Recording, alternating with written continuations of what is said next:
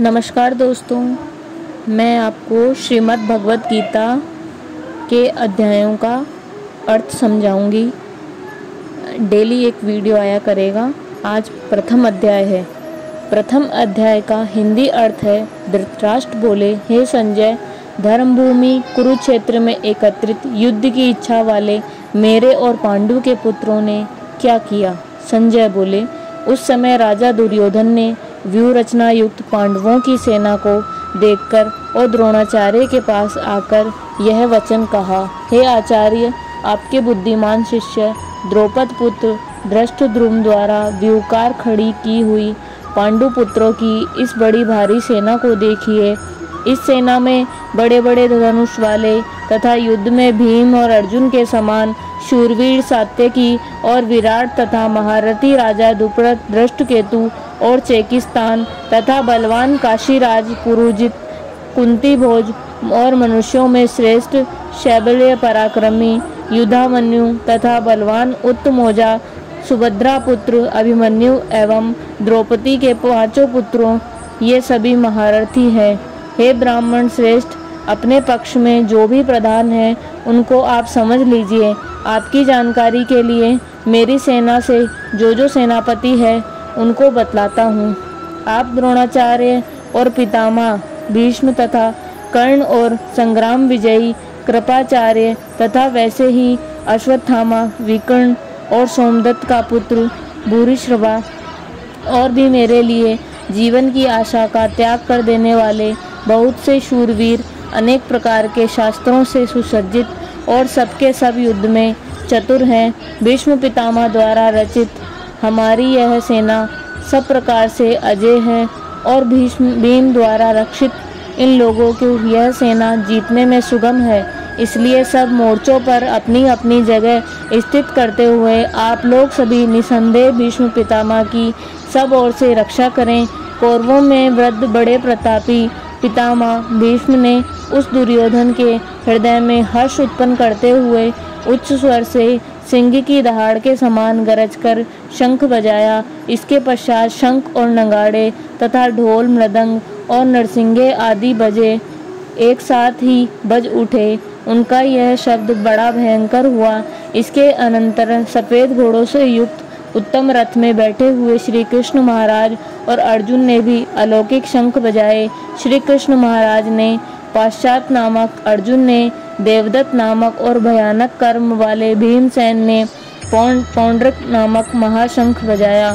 कुंती पुत्र राजा युधिष्ठिर ने अनंत व्यजात्मक और अनुकूल तथा नकुल तथा सहदेव ने सुघोष और मणिपुष्पक नामक शंख बजाए। श्रेष्ठ धनुष वाले काशीराज और महारथी श्रीखंडी एवं धूष्मकेतु तथा राजा विराट और अजय सात्यकी राजा द्रुपद एवं द्रौपदी के 5 पुत्रों और बड़ी भुजा वाले सुभद्रा पुत्र और अभिमन्यु, इन सभी ने, हे राजन, सब ओर से अलग अलग शंख बजाए और उन भयानक शब्दों ने आकाश और पृथ्वी को भी गूंजाते हुए धातराष्ट्रों के अर्थात आपके पक्ष वालों के हृदय विदीर्ण कर दिए।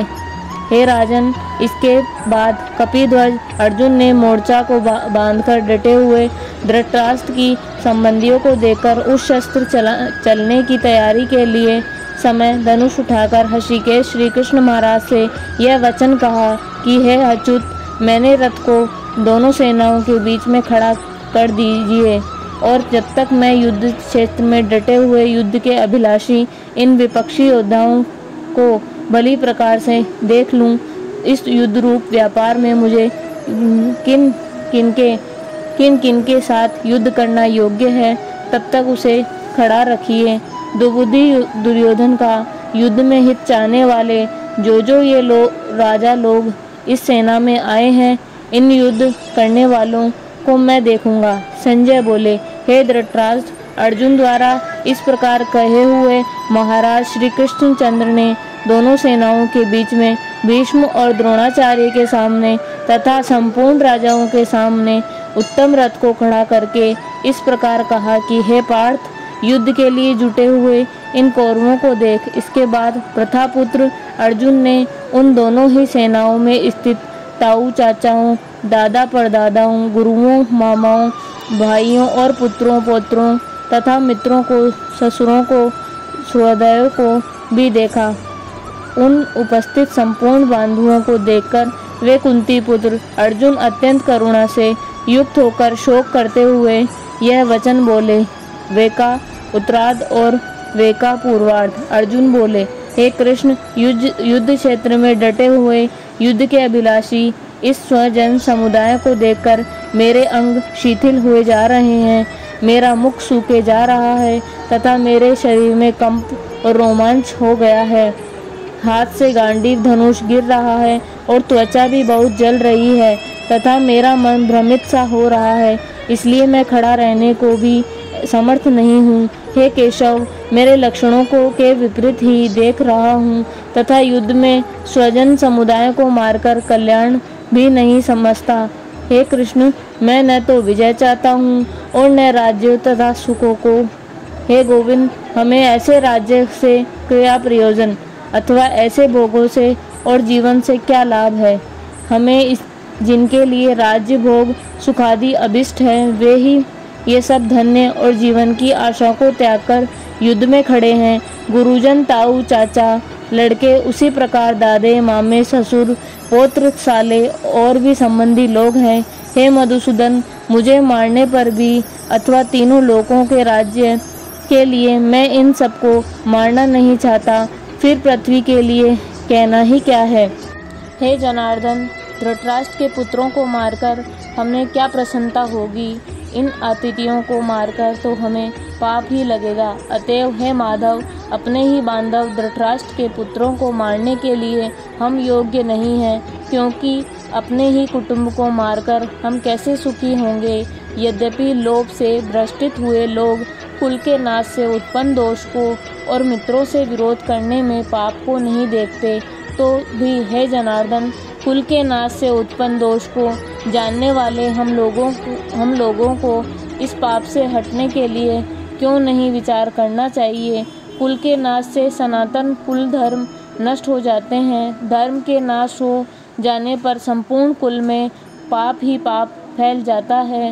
हे कृष्ण, पाप के अधिक बढ़ जाने से कुल की स्त्रियां अत्यंत दूषित हो जाती है। हे वैष्णव, स्त्रियों के दूषित हो जाने पर वर्ण संकर उत्पन्न हो जाते हैं। वर्ण संकर कुलघातियों को कुल में नरक में ले जाने के लिए ही होता है। लुप्त हुई पिंड और जल की क्रियाएं वाले अर्थात श्राद्ध और तर्पण से वंचित इनके पितर लोग भी अधोगति को प्राप्त होते हैं। इन वर्ण संकराकारक दोषों से कुलघातियों के सनातन कुल धर्म और जाति धर्म से नष्ट हो जाते हैं। हे जनार्दन, जिनका कुल धर्म नष्ट हो गया है, ऐसे मनुष्यों का अनिश्चित काल तक नरक में वास होता है, ऐसा हम सुनते आए हैं।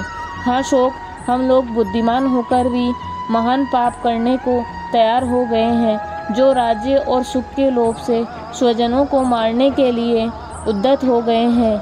यदि मुझ शस्त्र रहित एवं सामना न करने वाले के शस्त्र हाथ में लिए हुए धृतराष्ट्र के पुत्र रण में मार डाले, तो यह मारना भी मेरे लिए अत्यधिक कल्याणकारी कहलाएगा। संजय बोले, रणभूमि में शोक से उद्गिन मन वाले अर्जुन इस प्रकार कहकर बाण सहित धनुष को त्याग कर रथ के पीछे भाग में बैठ गए हैं। धन्यवाद। ये था प्रथम अध्याय। आगे के अध्याय को सुनने के लिए कृपया मेरे चैनल को सब्सक्राइब करें। धन्यवाद।